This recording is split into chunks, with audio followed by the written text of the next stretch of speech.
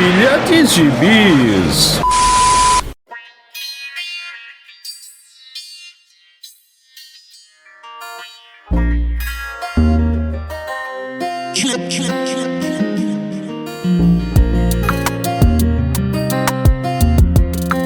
E aí, jagunçada, bem-vindos a mais uma edição do Pilha de Bis, o seu podcast semanal do site Arte Final. Acesse lá www.artefinalhq.com.br para todas as edições do Pilha de Bis, dos Sete Jagunços, do Omniverso, do A Pilha do Aranha e do Avante Vingadores. Nós estamos também em todas as redes sociais, é só procurar por @artefinalhq no Twitter, no Instagram e no YouTube. E nós estamos também no Deezer, no Spotify, no iTunes, no Google Podcasts, no seu agregador de podcasts favorito e agora também no Orelo. Caso você ainda não tenha um agregador de podcast favorito, eu te aconselho a experimentar o Orelo, que ele acaba também ajudando e nos remunerando por cada audição que você faz por lá. Então, considere nos ajudar assim. Aliás, caso queira nos ajudar, além de comprar seus gibizinhos pelos nossos links da Amazon, você também pode nos mandar um Pix de qualquer valor para o e-mail artefinalhq@gmail.com. Eu sou o Marcos e aqui comigo hoje estão Dãozinho. Tô aqui por enquanto. E mais uma vez aqui com a gente, depois de um longo e tenebroso inverno, como gosta do Dãozinho, está aqui Felipe Nerd. Aê, bem-vindos a esse mundo incrível! Hoje não é o meu, né? Pois é, mas já tá em casa. Depois de um longo e tenebroso inverno, né, Dãozinho? Finalmente. Pois é, vamos começar falando das nossas últimas leituras. Então, vamos para poder deixar o convidado mais à vontade, vamos deixar para ele falar depois desse primeiro gibi.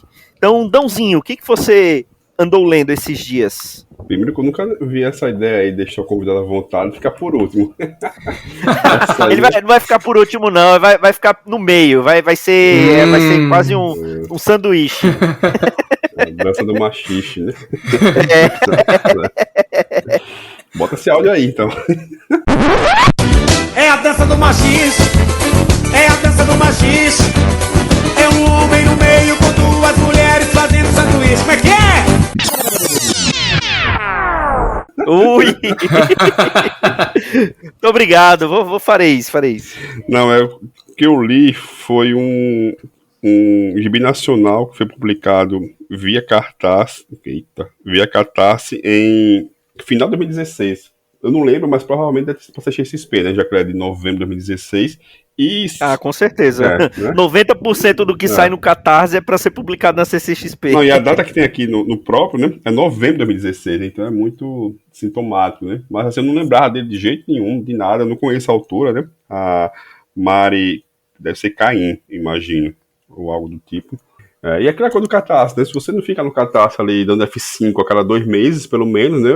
Você vai comprar lá a indicação de alguém, né? Alguém que lhe indicou, você vê em algum outro canto uma indicação, ou você conhece já a pessoa e fica acompanhando o trabalho dela, mas de outra forma, assim, aleatoriamente, é muito difícil você pegar algo de lá, né? E esse aqui foi por causa da recente polêmica, né? Tô falando aqui do Black Science, né? Que saiu a polêmica aí que a série da Netflix, né, 1899, que foi cancelada há pouco, teria ou plagiou o gibi, né? A própria autora, né, ela fez um fio gigantesco no Twitter lá mostrando as semelhanças entre o gibi dela e a série, né?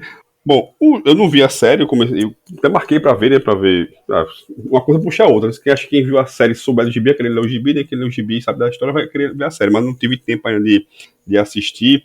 Mas ela conta, né, lá que era um projeto antigo dela, que ela queria fazer um sci-fi espacial, tá? Ela tem essa história há muito tempo na cabeça, e foi juntando, até que conseguiu desenvolver bem a história que ela queria e jogou lá o projeto no Catarse, né? E aí, o Black Science, né, que tem esse nome mais... Cara, o nome é só chamativo mesmo, não sei nem porque o nome tá em inglês, não entendi, ela não explica também, mas posso ter lido como sono, né, deixei passar alguma coisa, mas não tem nada de Black Science no no gibi, nada muito nesse sentido, pelo menos foi, só se tem alguma metáfora aí que eu deixei passar, porque eu tava com sono, mas depois alguém me explica melhor. E aí é o sci-fi básico, né? É uma tripulação, é estilo Interestelar. É uma tripulação ali de, acho que 4 ou 5 pessoas. Uma delas é um clone, tipo, a gente descobre isso, mas não tem muito significativo, assim, não é muito desenvolvido bem. Acho até porque é um gibi curto, ele tem no total 92 páginas. E aí, né, tem essa tripulação de 5 ou 6 pessoas, misturada, né, 2 homens e 3 mulheres, algo do tipo. E eles têm que sair da Terra em busca de um planeta habitável para os seres humanos. Né? Não explica o que aconteceu, acho que teve uma guerra antes, ou algo do tipo, não fica muito claro em que estado está a guerra agora, perdão, em que estado está o planeta Terra agora, né? As cenas na Terra é mais um presídio lá que ela vai recrutar um cientista, aquele cientista meio recluso, né, que perdeu a família, aí tá meio puto, aí não tem nada a perder, né? Então não obedeço ninguém, sou meio errado e tal, se quiser me matar, me mata, minha vida não vale mais nada, esse tipo de coisa, né? E aí só ele que é apresentado, junto com a capitã da nave, e depois o resto da tripulação já conhece já viajando, né? Então eles viajam lá e acham esse planeta X lá, que aqui tá a atmosfera razoável. Aí quando eles desembarcam lá, tem muito nitrogênio, tem muito gás carbônico, muito sei lá o quê, e tem pouco oxigênio, não tem oxigênio, mas isso a gente resolve com planta, sei lá o quê, plantar batata, aquela coisa também meio perdida em Marte, né? E aí, obviamente, lá pelas tantas, eles lá explorando o planeta, eles descobrem lá um artefato, né? Um artefato em formato de pirâmide. Tá lá jogado, ninguém sabe o que é. E a partir da descoberta desse artefato, aí você já sabe o resto. Aí começa a ter uns problemas de tripulação, uns começam a ficar esquisitos, uns começam a ter comportamento diferente. E aí ela vai jogando bem essa dosagem assim, de mistério, com essa ficção científica que começou espacial, mas virou uma coisa mais psicológica, mais dos personagens, né? Com uma pitada muito, muito, muito leve, assim, de horror, né? Assim, muito por cima. O gibi não é ruim. O problema que eu daria a ele tem, como eu falei, 92 páginas, e, assim, faltou espaço para desenvolver, né? Tinha coisa que poder desenvolver bem mais, assim, que não é demérito para a história, mas ficaria muito melhor, sabe? Se ela desenvolvesse uma coisa aqui, uma coisa lá, desse uma esticadinha assim, botasse são 3 capítulos que ela é dividida, botasse mais 2 lá. Isso eu tô sendo até contraditório. A gente reclama que a oferta tudo é 12 partes, 15 partes, mas aqui faltou mais umas 5, 6 páginas ali de boa para dar aquela aprofundada em algumas questões, até mesmo nos personagens. Né? O problema, para mim, e aí isso acontece muito ou com alguma frequência nacional, é a arte. Assim, ela tem um estilo muito próprio, né? Os personagens em si, o desenho, eu gostei, não me incomoda, né? A nave é coisa genérica, de boa, mas ele tem um jeitão, assim, lá pelas tantas, e algumas passagens que lembra muito um sketchbook, sabe? Uma coisa muito, muito, muito rudimentar assim mesmo, sabe? Algumas passagens ficou bem aquém, sabe? Então ele é muito, muito errado, digamos assim, sabe? Então, umas coisas muito boas, umas coisas bem mais caprichadas e outras assim, deixou passar, né? Cenário é bicho, né? É mato, quase não tem. Tem muito rabiço assim pra trás. Mas as cenas espaciais, as cenas deles indo pra nave, deles desembarcando, essas são bem bacanas. Mas as cenas mais cotidianas, sabe? Eles conversando assim, né? Como é uma coisa muito de personagem conversando, né? Então essas cenas assim ficaram bem. Algumas são bem. Sabe? Peraí, cara, faltou aqui terminar a página, sabe? Aqui a coisa incompleta. Não chegou a me incomodar tanto, mas funcionou pra história.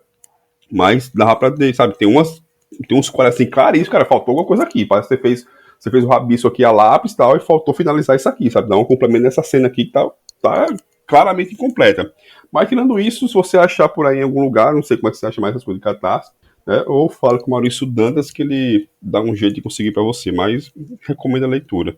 E aí depois você compara com a série. Como não vi a série, eu fico curioso pra ver a série. Depois de mais, já vi nada a ver, né? A série de 1999, né? E se passa no ano de 1999, era um navio, então, sabe, é uma outra pegada. Eu fiquei mais curioso ainda, sabe? Pra ver onde é que tá esse plágio. Não tô dizendo que não tem plágio, mas como não assisti, não sei, né? Mas queria ver onde é que tá as semelhanças com o gibi. Enquanto você estava falando, eu fui olhar aqui no site da Mary Kainin, não sei como pronuncia realmente o sobrenome dela, tem o Black Silence em PDF. Então você pode comprar a edição física, mas tem para você ler online, tem em PDF para você ler eu acho que o gibi está completo. Ele aqui, pelo menos o arquivo em PDF tem 54 páginas, mas cada página são 2 páginas do gibi, né?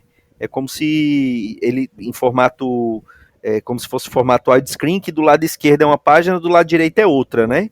Então, eu acredito que esteja completo aqui para você ler em PDF aqui no site dela, né? A gente vai colocar aí o link no post. Eu não li o gibi e também não vi a série. Você falou assim dos desenhos, eu lembro de vê-la nessa CCXP da vida. O desenho dela me chama atenção, eu acho interessante. Inclusive, eu acho que pelo menos boa parte dos quadrinhos nacionais tem meio 880, né? Porque tem aquelas coletâneas que as histórias são bacanas, mas os desenhos são bem qualquer nota. Tem aqueles outros quadrinhos que o desenho é que chama mais atenção, que a história, que o quadrinista, no caso, porque na maioria dos casos dos quadrinhos nacionais, a maioria é tudo feito por uma pessoa só, né? Não é um roteirista e um desenhista. Normalmente é o quadrinista que faz tudo. Aí ele normalmente ou tem mais talento para escrever do que para desenhar, ou o contrário, né? São poucos que a gente que consegue aliar bem as duas coisas, ou que tem um roteirista e um desenhista separados que conseguem juntar bem as duas coisas, né?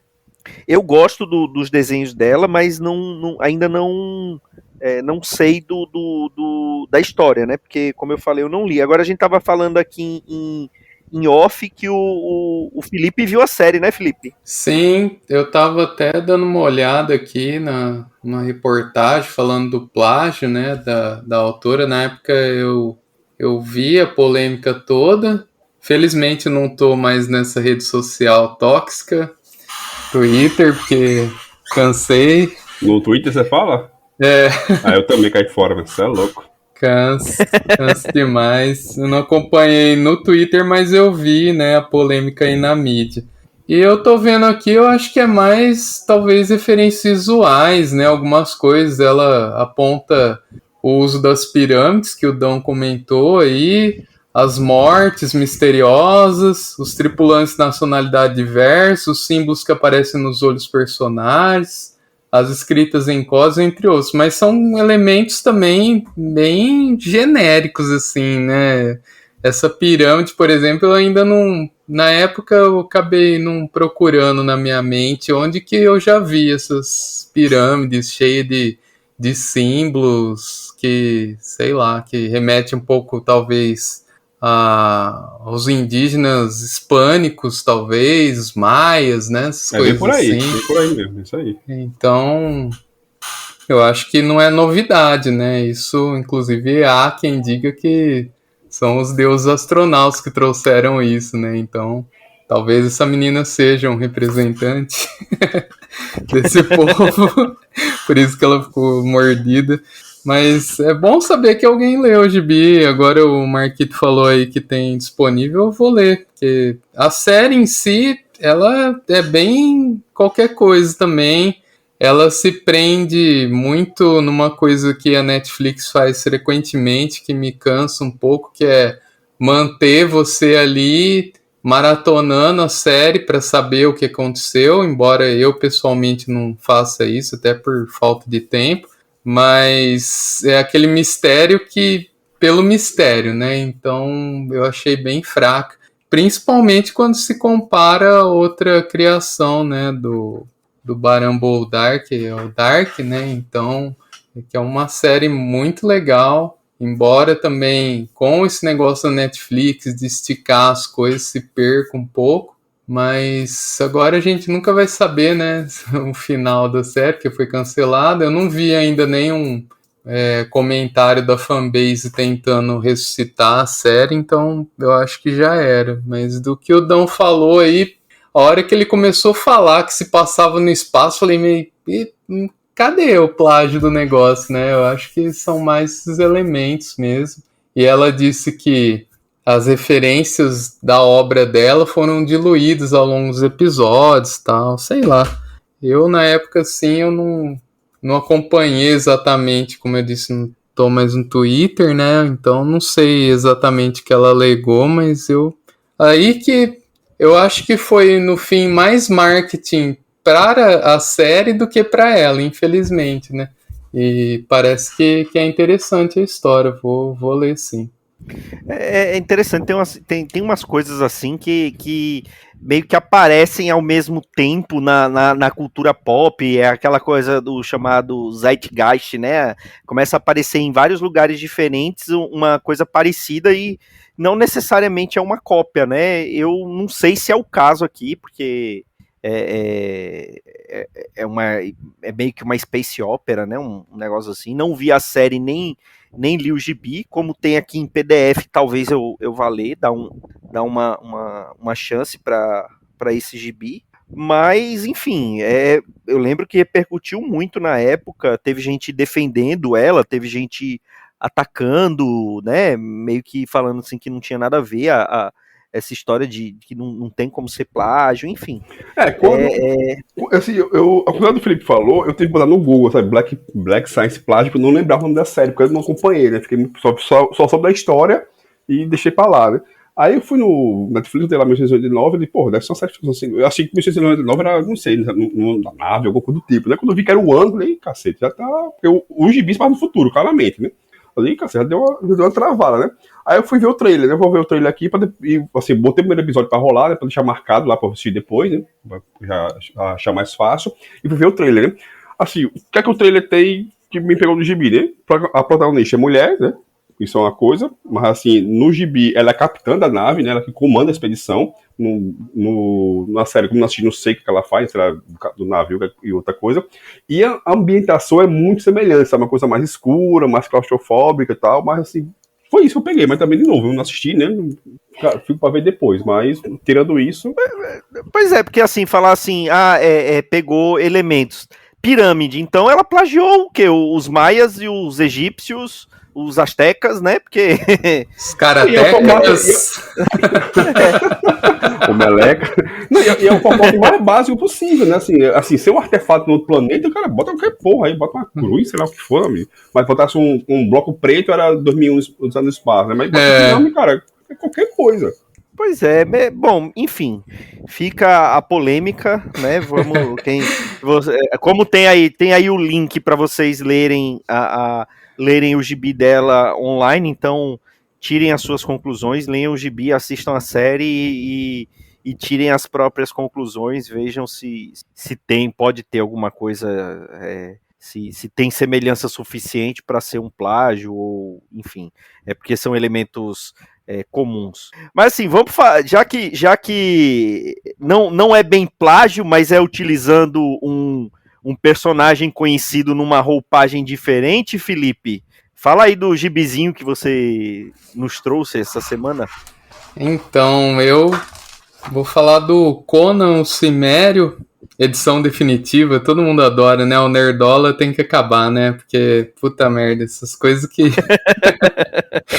que me irritam um pouco. Mas, então, Conan, para quem não conhece, é um personagem criado pelo Robert E. Howard, para quem veio de outro planeta, como a gente estava falando aí, não conhece ainda as aventuras. Se não conhece, nem pare de ouvir agora. Não, vai embora, vai pro inferno.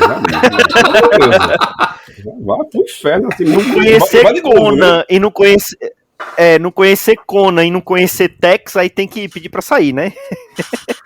Nossa, Tex é um clássico mesmo. Então, aí essa edição, né, do Pipoca Nanquim, eu não tô tão por dentro dos episódios, eu não sei como anda o hate aqui da turma do Sete Jagunços, o Maurício é a favor do Pipoca Nanquim, como que tá aqui?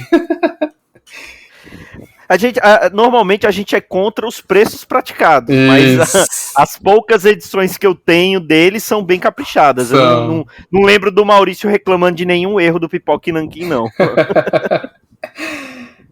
Porque no começo eu fiquei meio assim, por conta do preço, justamente, e também por conta de algumas artes que eu tinha visto, né, na divulgação. E aí eu deixei pra lá. Aí um colega meu, abraço aí pro Camões, que era colega meu lá do podcast, é amigo de longa data aí, ficou falando, tá na minha orelha, aí um dia entrou em promoção, eu falei, vamos ver qual é. E aí peguei essa edição, que já aponto primeiro elogio aí Pipoca Nanquim, que disse que causou polêmica, né, mas como eu disse, o Nerdola tem que acabar, né, falaram que começaram a criticar do papel que foi impresso. Não sei que esses caras têm tanta fissura em papel também.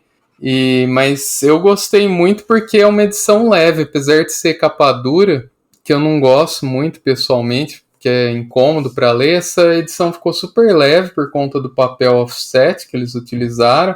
E aí diz que na gringa, né, é uma edição baseada na Glénat, que é uma editora francesa, e ficou bem gostosa a leitura com esse formato aqui.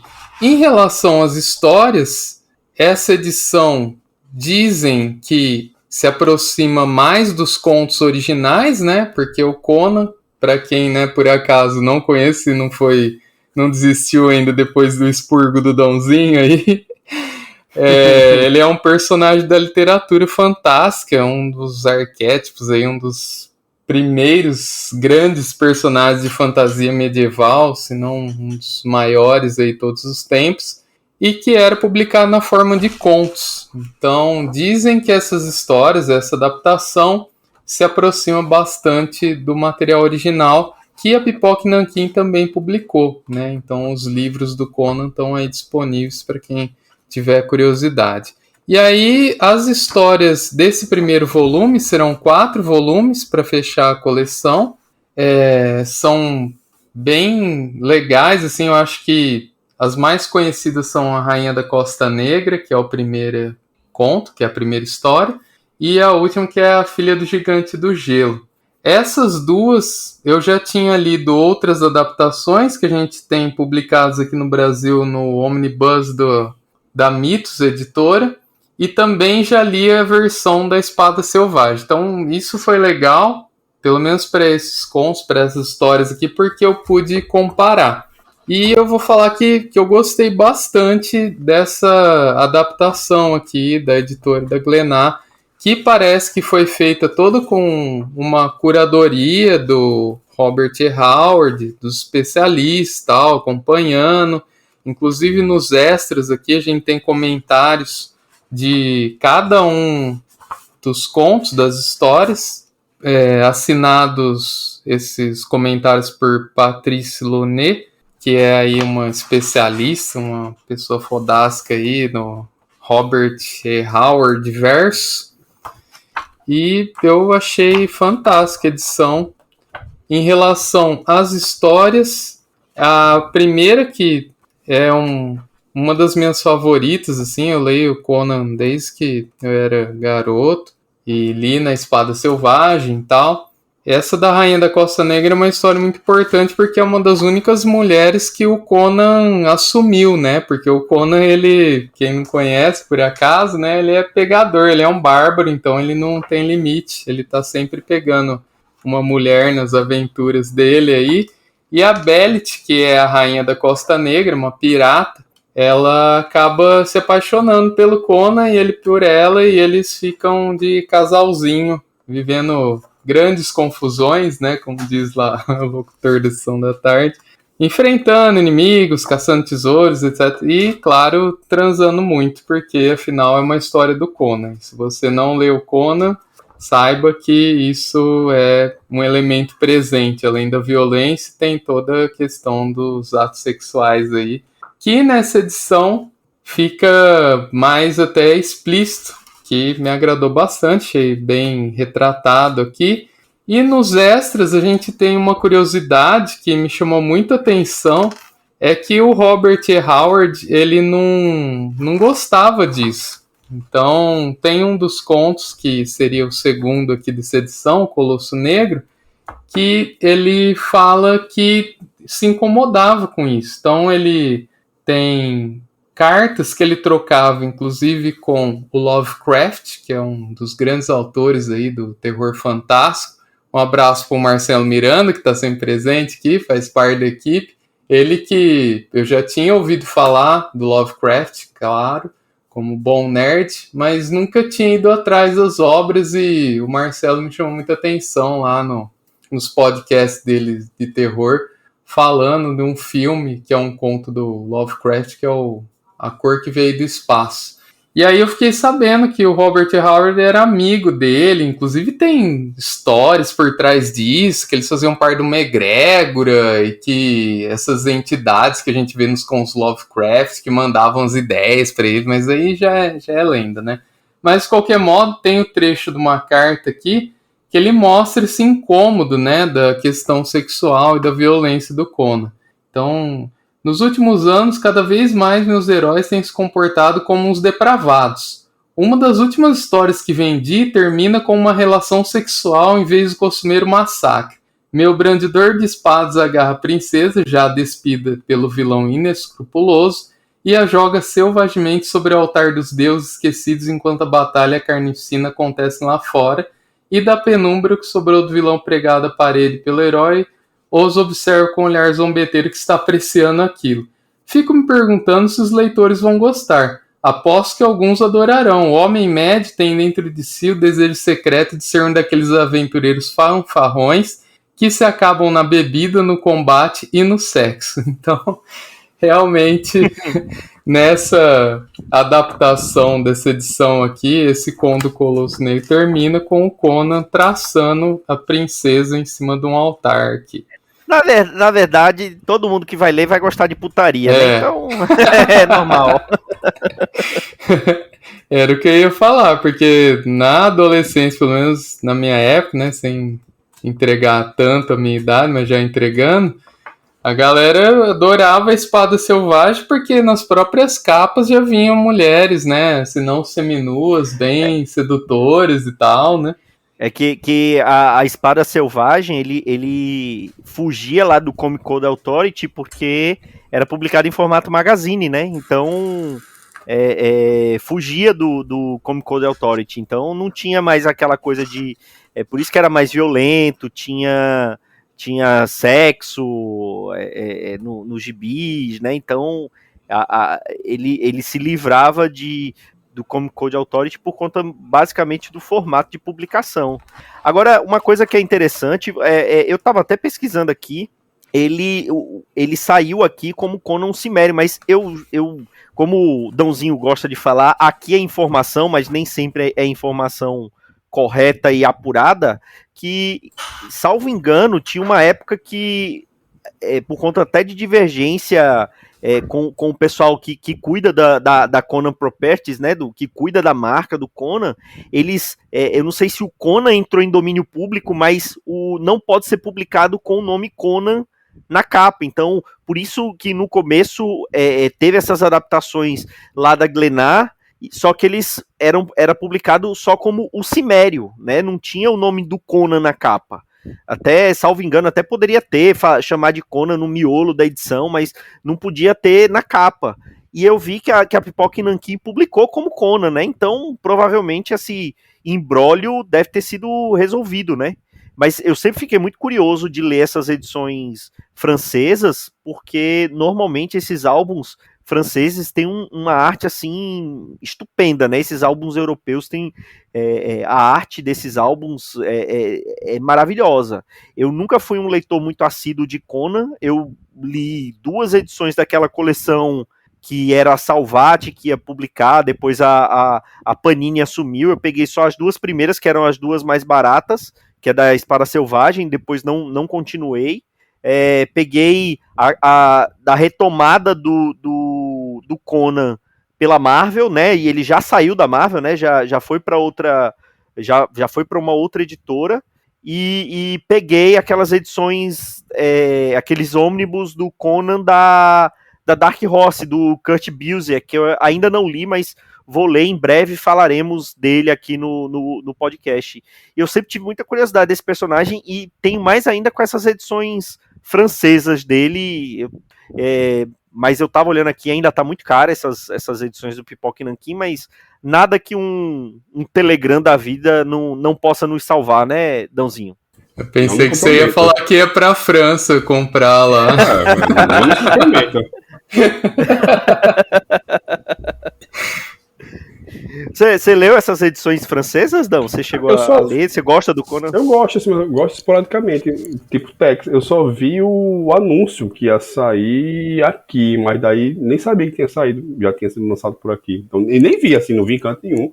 Não chegou pra mim. Como eu nunca procurei também, né? Eu botei lá em qualquer busca, porque Pipoca e Nanquim você não vê, assim, normalmente em livraria e em banca, né? Você vê no depósito da Amazon só.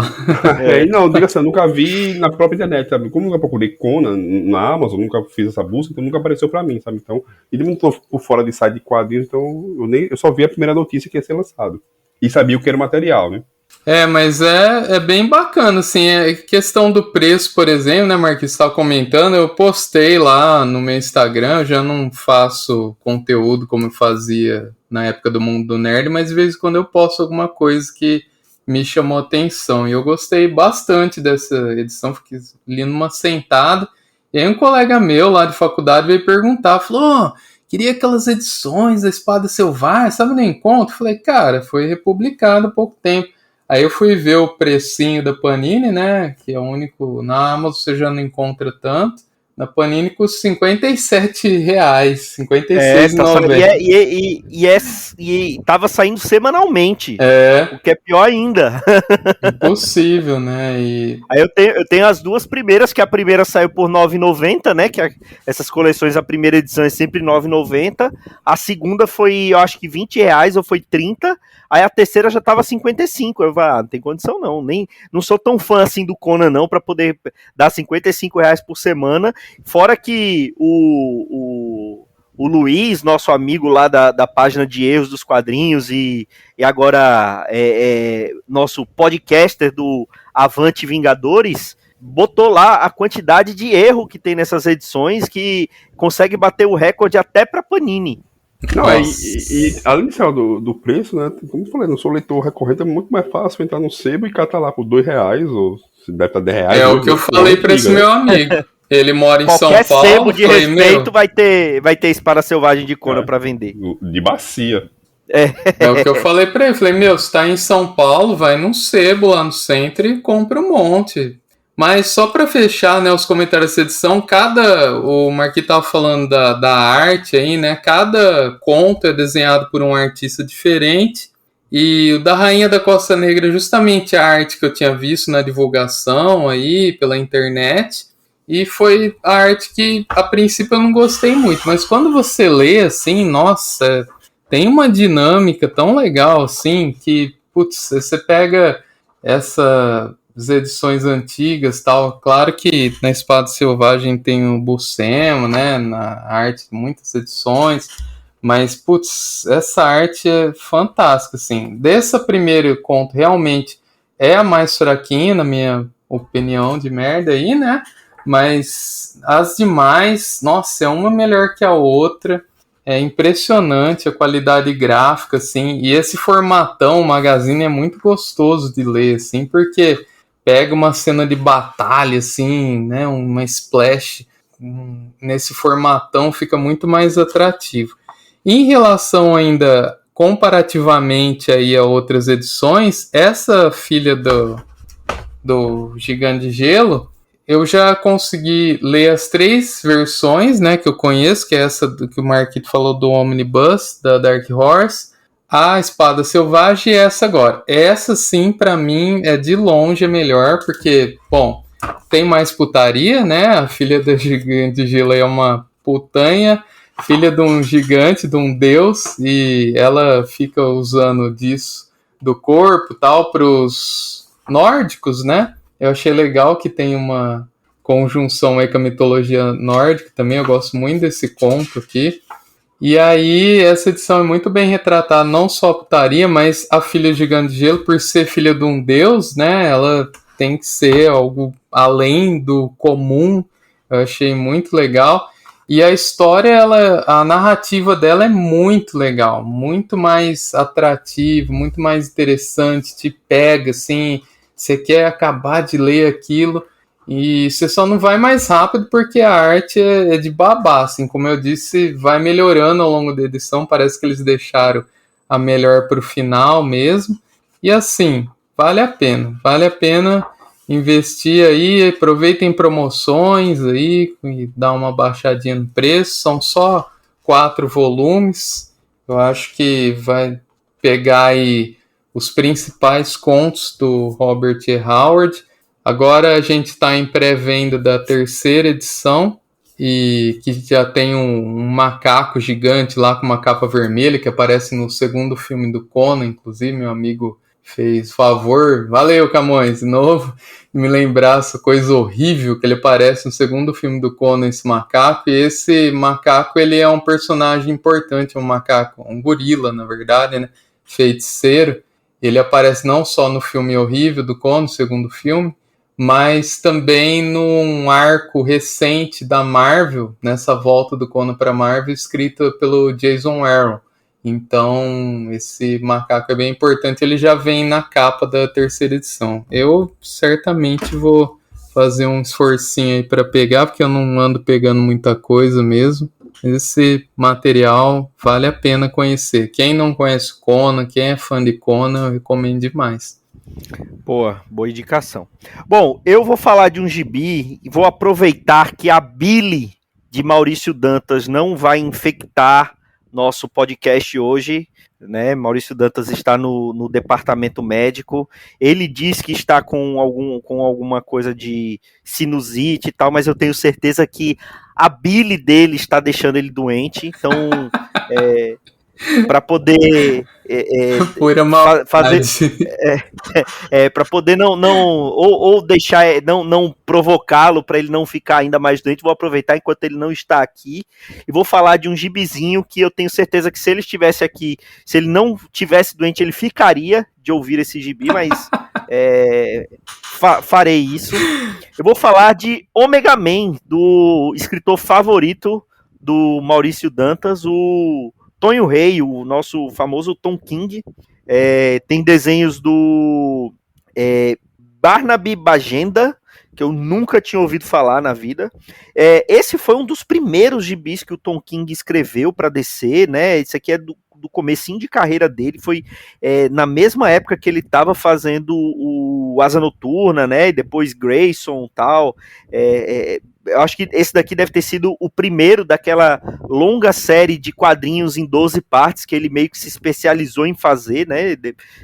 Fora essa passagem dele no Asa Noturna, Grayson e depois no Batman, né? Então ele meio que se especializou em fazer. São duas as especialidades do Tom King, né? Fazer gibi em 12 partes e grade de 9 quadros, né? Página com grade de 9 quadros. Então ele abusa desses quadros, dessas grades de 9 quadros aqui nos Omega Man, e apesar de ter sido publicado lá nos Estados Unidos em 2015, a Panini só publicou aqui no Brasil em 2020, 2021, final 2020, início de 2021, e como a pilha é sagrada, eu só fui ler o 2º volume dessa edição agora. Eu terminei de ler no dia que a gente tá gravando esse podcast. E assim, os Omega Man é um grupo bem antigo, é do sci-fi lá da DC, né? Daquela parte espacial da DC, aquele grupo de rebeldes do sistema Vega, que é aquele sistema que os Lanternas Verdes são proibidos de entrar, né? Então eles combatem ali a Cidadela. É um conceito até interessante do grupo, dos personagens, que aí o Tom King resolveu mexer. Só que, além dele mexer nesse conceito, ele também utilizou um personagem que eu acho que pra gente, nós que somos crias ali dos quadrinhos dos anos 90, pra gente é o nosso Lanterna Verde favorito, que é o Kyle Rayner. O Kyle Rayner estava meio escanteado ali na DC, ele tinha se tornado um Lanterna branco, né? Ele acabava dominando todas as cores do espectro emocional e ele se tornou Lanterna branco, e o Tom King utiliza isso e coloca ele indo até o sistema Vega para meio que costurar um acordo de paz entre os rebeldes e a Cidadela. E o que acontece logo no primeiro volume ele é morto, né? O Tom King mata o Kyle Rayner e fica aquela coisa, ficou meio aquele impacto, né, da morte de um personagem que muita gente gosta. Só que ele não morreu, né? Ele, tipo, na edição seguinte ele volta. É tudo um estratagema lá dos Omega Man pra meio que converter ele pra causa dos Omega Man, né? Os 6 planetas que compõem o sistema Vega, cada um dos Omega Man veio de um desses planetas, e eles combatem lá o vice-rei da Cidadela. E aí, nesse segundo volume, que a guerra se instaura, a gente descobre qual é o verdadeiro pecado da Cidadela em relação ao sistema Vega, né? Eles acabaram destruindo um planeta inteiro, né? Eles matam toda a população daquele planeta porque eles precisam minerar o planeta para extrair uma substância lá do núcleo, que eles descobriram que essa substância, a falta dessa substância causa uma reação em cadeia igual a que Krypton sofreu e acabou explodindo, né? Então, mais cedo ou mais tarde, todo o planeta vai acontecer a mesma coisa que aconteceu com Krypton, e aquela substância é a única coisa que pode impedir isso. Então eles mataram todo mundo naquele planeta para poder minerar aquela substância, né? E aí a população dos outros planetas fica sabendo, e aí se instaura a guerra aberta, que dura, pelo que o Tom King fala aqui, dura mais de 200 dias, até que eles conseguem invadir a Cidadela e confrontar lá o vice-rei. Só que a solução, eles acabam meio que criando, como todo e qualquer gibi do Tom King, não existe final feliz, né? O negócio acaba sendo... a impressão que eu tenho na maioria dos gibis do Tom King é que a coisa termina pior do que quando começa. E aqui não é diferente, né? Eu não achei ruim, como o Maurício diria, e como eu acho que o Dãozinho vai falar daqui a pouco. Não é ruim o gibi, mas também não é bom. Não é aquela coisa... Não é um... Se a gente pegar os bons gibis do Tom King... nessa coisa da minissérie em 12 partes, ou da maxi-série em 12 partes, não chega a ser um Senhor Milagre, e muito menos um Visão. Visão, sim, é um excelente gibi, né, nesse estilo do Tom King, não chega perto disso. Mas também não é algo deplorável. Eu gosto também dos desenhos do Bagenda, não conhecia os desenhos dele. As capas eu acho maravilhosas, as capas que tem uma coisa assim meio que de pôster de propaganda de guerra mesmo. Eu gosto bastante das capas, e não é aquela coisa que você vai morrer se você não ler isso. Tanto é que a Panini demorou 6 anos para poder publicar eles, e hoje em dia um gibi não demora mais do que 6 meses. O gap de sair lá nos Estados Unidos para ser publicado aqui é de 6 meses, 1 ano no máximo. E a Panini demorou 6 anos para publicar aqui, né? Publicou depois que o Tom King já tinha uma base bem fiel de fãs aqui no Brasil. Mas, assim, não acabei comprando para decepção do Maurício Dantas. Eu lembro que quando eu comprei esse gibi, se ele morasse aqui em Maceió, ele viria aqui na minha casa para me dar um tapa na cara, mas felizmente ele não mora aqui. Mas, assim, não me arrependi, achei interessante. Não é nada que me faria falta se eu não tivesse lido, mas eu fiquei feliz que li. Muito bom. Você chegou a ler, Felipe? Eu li a primeira edição, a segunda tá aqui na pilha eterna e não é prioridade no momento. Agora que você falou de algumas coisas aí da história, eu fiquei até curioso esse paralelo com Krypton aí e tudo mais. Eu já não lembro se... Acho que isso é na segunda parte, né? Sai na segunda parte. Deve ser interessante. É um grupo bem obscuro, né? Esse tal de Omega Man. Eu lembro que a capa me chamou muita atenção, porque, como você disse, a capa aqui do Brasil, no caso, é uma das capas, né? Lá de fora. E eu falei, putz, parece legal isso daqui, né? E tem o Caio, como você bem disse, é um dos lanternas favoritos aí da nossa geração. E acabei lendo a primeira, não achei ruim também, eu concordo plenamente com você. Mas, como toda história do Tom King, mostra os traumas de guerra aí do autor, né? Então, essa cena aí que tem o fingimento aí da morte do Kyle, né? Parece aquele povo lá, né? Que vive brigando lá nas Arábias e tal. Ele com o capuz, parece muito... esses... Tem bem essa estética mesmo de Daesh, daqueles vídeos terroristas, né? Uhum. Tem bem essa estética mesmo. E ele torna, na verdade, esse grupo aí como se eles fossem terroristas mesmo, né? Pra invadir esse sistema que é fechado e tal, né? Então, acho que o Tom, ele sempre traz alguma coisa aí dos traumas dele, e como você bem pontuou também, nunca acaba bem, né? Então, aí eu tava numa época que eu tava meio assim e tal, falei, cara, nem... Depois eu leio isso qualquer hora. O Senhor Milagre eu não consegui ler até hoje. Eu começo a ler, me dá desespero já no começo do gibi, puta merda, o cara, personagem super colorido, ele fez isso com o personagem. O Visão eu já gostei bastante. É o trabalho, eu também gosto bastante desse trabalho do Tom King. E eu gosto do Visão, eu acho que ele conseguiu trazer bem essa coisa do sci-fi, do robô insano e tal.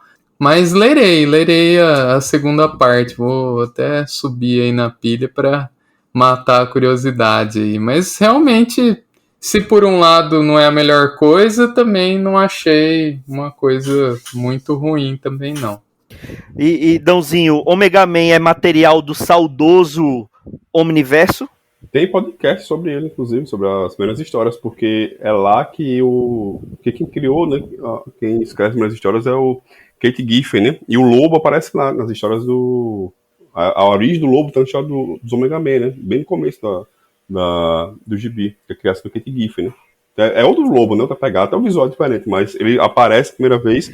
O Lobo surgiu no Omega Man, depois Isso. é que ele foi pra Legião, né? E Isso. era um lobo, realmente, era um lobo bem mais magro, não era um lobo É outro personagem. metaleiro, né? Outro personagem, realmente, outro Mas personagem. aparece já eu não lembro agora, mas é bem no começo da série, sabe? Mas é quarta, quinta edição, alguma coisa do tipo. A gente já falamos sobre esse começo, é bem bacana, assim, é outra pegada, é outro universo, assim, da questão sci-fi da DC, é uma outra lógica. Tem os heróis que aparecem lá, acho que tem o Lanterna Verde, cara, se não me engano, dessa origem, desse começo dos Omega Man, ele tem uma história com ele, ou algum outro personagem assim, mais... A primeira aparição do grupo é num gibi do Lanterna Isso, Verde. pronto, é isso aí que eu tava lembrando. Depois ele vai pra revista própria. Foi isso aí que a gente leu. Esse bem comecinho mesmo que a gente leu. Que tem essa pegada, sabe? Essa pegada, diria separatista, mas essa coisa assim meio de conflitos políticos, uma pegada sci-fi. Bem bacana. É bem bacana assim. E não tá muito datado, não, sabe? É datado a questão que ele pega muito de Guerra Fria, sabe? Essa coisa, Guerra Fria, Oriente Médio. Nesse sentido, tem uma coisa um pouco datada. Mas o gibi é muito bom de ler até hoje, sabe? E é outra pegada sci-fi, sabe? Uma coisa mais paradona, digamos assim, sabe? Não é tanto assim espacial e é mais focado nos personagens, como eu falei aqui do Black Site, né? Mas esse do Tom King, infelizmente, eu li lá quando saiu, né? Tanto que eu achava que nem saía aqui. Isso, falando, deixa por último mesmo, né? Depois de esgotar, ganhar dele em cima do Tom King, que é que falta? Tem essa porra aqui, publicar isso aí, né? Puta merda, eu li isso aí na época. Quando eu cheguei acho que na quarta, não, na quarta não, mas na quinta edição eu tava saco cheio de puta merda, falta 12, eu já tinha baixado tudo, né? Eu baixei as 12 e caralho, ainda faltam 7 destroços pra eu ler. Isso é foda, isso é mania dele. E você já viu, né? Você tá na quinta edição e o cara tá lá ainda com grid 9 quadros que não serve pra absolutamente nada, não serve pra nada. Tendo da tara do Tolkien ter esse negócio lá, pra história faz diferença nenhuma ser 9 quadros, fosse estilo Jack Kirby, né? 6 quadros, vê o que for, não faz diferença nenhuma na narrativa dele. História maçante, cara, que você fica, meu Deus, a história acaba, na terceira edição já acabou, a história não tem mal o que fazer. Isso vai piorando, pra mim só vai piorando, e eu digo, porra, foi a primeira coisa que eu li. Não, mentira, eu tava lendo Grayson, né? Eu já lia Grayson ali, e aí eu tinha percebido que as histórias de Grayson era com ele e o Lau, que é ruim, pra porra, outro roteirista que tá na DC até hoje, que assumiu o Asa Noturna no Renascimento. Eu sempre sendo desgraçado, que dividia com o Tom King e o Grayson. É o Tim Seeley. Esse daí. É o Tim Seeley. Aí quando às vezes eram sempre os dois, mas às vezes era um ou outro. Quando era só o Tim Seeley era um lixo, né? Quando era o Tom King era até bacana, era muito diferente, era outra pegada, era mais solar, digamos assim, era bem mais animado do que esse daí, né? Mas esse aí, porra, se esse aqui é o cara, Acho que ele errou a mão aqui. Vamos esperar o Batman dele, esperar outra coisa, que aqui ele errou a mão feio. É muito ruim, cara. É muito ruim assim. Eu tô aqui com a impressão que eu sequer terminei esse negócio. Eu acho que eu larguei na 10ª, né? Que é idiotice, pô. Cheguei na 10ª pra terminar essa porcaria, né? Como foi que eu fiz com... Duas edições? Que foi o que eu fiz com o Rorschach, né? O Rorschach dele eu fui... Tá, eu terminei esse negócio. Mas esse Alvo Humano que tá publicando agora, tá saindo agora, já só li a primeira, já larguei. Acho que nem terminei a primeira. Eu digo, fala essa a Panini já anunciou o primeiro volume do Alvo Humano, né? Já tá nas pré-vendas de abril, salvo engano. O Adam Strange, que a gente tem falado dele também, outra vez, o Adam Strange eu consegui heroicamente ir até a 4ª, depois chega, já sei onde que isso aqui vai parar, é muita tristeza, muito narrativa quebrada, sabe, em 2 tempos diferentes, e alternando nos quadros, não, chega desse negócio, e aí enjoou. Mas eu acho que nada disso, por pior que seja, nada disso supera Heróis em Crise. Aquilo é ruim. Aquilo é ofensiva, ali é criminoso. Né? Isso é muito ruim mesmo. E começa por aí, né? Minissérie 9 partes, 9 partes, bicho. Fazem 12, fazem 8, fazem 6, mas 9, sabe? Nossa, até o número é errado, né? É porque ele cansou eu acho que ele queria reproduzir o grid de 9 quadros em 9 edições, porque Heróis em Crise começa e termina com um grid de 9 quadros, né? E a outra parte boa é daí, né, que é os caras dando depoimento, né? A única coisa que se salva seria isso. Pois é. Eu acho que ele deve ter sido marcado na guerra com o número 9 na pele, assim, aí ele ficou atormentado, ele tem que fazer sempre isso. Com medo de levar outro. A gente já teve essa conversa aí, o Reginaldo já tem a teoria que ele acha que ele era do escritório, ele ficava lá vendo o memorando. É isso que eu ia falar. Ele fala assim, ele trabalhou na CIA, vai ver, ele era o analista, ficava atrás de um computador, nunca saiu nem da sede lá, nunca foi pro... É o Chuck, né? Aquela série lá. Foi longe agora, hein? Com essa de Chuck, daqui a pouco falar aquele do carro, My Name is Earl, pronto, ao mesmo tempo, né? Porra, aí já lascou, velho. Acaba. Tá na hora, vamos acabar, até porque o Zachary Levi está sendo cancelado nesse momento, né? Literalmente, né? Pois é. Além do filme dizerem que o segundo filme do Shazam ser uma bomba, ele ainda estava compartilhando coisa de negacionista americano, então é melhor... Mais um... Pois é. Nossa. Deixa para lá. É melhor encerrar, vamos... Eu falei que é melhor encerrar em Alto Astral, mas a gente tava falando de Tom King, né? Então... vai ser bem Alto Astral. Você fez o propósito, né, cara? Você deixou o pior pro final. Não, eu aproveitei que Maurício Dantas não estava aqui, porque se ele tivesse aqui, era capaz ele ter encerrado a gravação e ter partido no meio do podcast. Então, aproveitei que a Billy de Maurício Dantas não estava aqui para poder falar desse gibizinho. Mas eu acho que é isso, né? Algo mais, senhores? Eu ia falar que junto com o Chuck e o My Name is Earl, o que eu via na época era o Sarah Connor Chronicles, né? Você lembra dessa série? Essa era muito boa, velho. Essa era boa. A única referência que eu tenho dessa série é um episódio que a atriz participa de The Big Bang Theory. Que eles ficam tentando falar com ela, estão numa viagem de trem, fica o Leonard e o Sheldon tentando falar com ela e ninguém consegue falar com ela. Mas a mocinha lá, a Terminatrix ou a Sarah Connor mesmo? Não, a atriz principal, como era o nome dela? Acho que era a Sarah Connor. É a Cersei, né? Do Game of Thrones. Isso aí, Olha aí, não sabia. A primeira papel de destaque é muito boa essa série. Só são 2 temporadas, salvo engano, mas é muito boa, velho. É muito boa mesmo. Muito melhor que esses filmes aí. Exatamente. Olha aí. Então é isso. Meu amigo Felipe, e aí? Vai voltar ao mundo do nerd? Você ainda produz conteúdo? Você um tempo ficou fazendo podcast científico. Como é que está sua vida de produtor de conteúdos? O podcast científico continua, né? É um projeto profissional, um projeto de extensão. Eu sou professor universitário, então sigam @ciência em Moage. Moage aqui em Cuiabá é a molação, né? Então a gente traz a ciência de forma descomplicada. E o mundo nerd, infelizmente, por enquanto tá um hiato provavelmente infinito. Você ainda pode encontrar os episódios na Apple, se você tiver curiosidade. Inclusive participação desses distintos cavalheiros aqui. E por enquanto, quem quiser conversar comigo, ainda sou 100% nerd, quase tô no @FelipeTAquino. E quem sabe, né? Mas de vez em quando eu coloco alguma coisinha lá no meu Instagram também, porque gibi é a nossa maior alegria, né? Pois é. Ainda é a nossa maior decepção quando lê um gibi do Tom King, mas continua sendo ainda a nossa maior alegria, né, Dãozinho? É o que resta, né? Já que não tem mais Sarah Connor Chronicles. Agora ele vai maratonar o Sarah Não, ele não tem Connor. canto nenhum, né? Ele devia estar na HBO, provavelmente. Eu acho que era o Warner, não? Isso aí. Era da Warner. Vamos fazer um Omniverse do Sarah Connor, a gente Não. chama o Regi também. Cara, Certeza que ele eu não curte. sei se tem no HBO. Eu tenho no HBO Max, tem isso daí. Porra, era muito bom, eu fiquei com vontade agora. Rapaz, a HBO Max tá tirando coisa da própria Warner do catálogo, quanto mais esse negócio assim mais antigo. Vai entender. Bom, então é isso. Agradecer mais uma vez aqui a presença do Felipe. E quem Eu quiser que agradeço. conversar, Pode vai lá. chamar aí. Vai A gente participar outras volta. vezes. O mundo do nerd está em hiato, mas o nerd que habita dentro de você continua vivo, então chamaremos você outras vezes para falar aqui de gibizinho. Bonito isso. É isso, pessoal. Ó, tá vendo? Então é isso, pessoal. Até a próxima semana com mais um Pilha de Bis. Um grande abraço e tchau.